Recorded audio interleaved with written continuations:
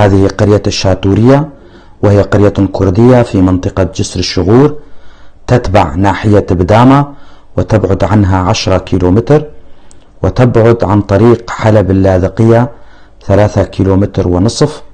القرية تقع على قمة جبلية يحيط بها 3 أنهار، وهم الأبيض والزعينية ونهر بكسرية.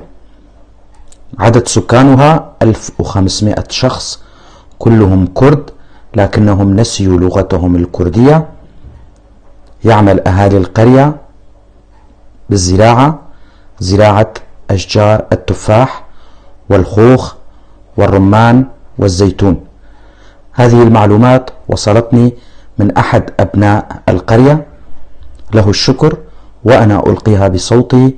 أنا علي عبد الله كولو، منطقة درباسية في محافظة حسكة. أتمنى كما يتمنى كل الكرد الناطقين بالكردية أن يتعلم أهلنا في قرية الشاتورية لغتهم الكردية، وأن يعلموها لأولادهم ويسموا أولادهم بأسام كردية، فلغتنا الكردية هدية من الله مثل باقي اللغات، وعلينا أن نتعلمها وأن نعلمها لأولادنا. دمتم أهلنا في قرية الشاتورية.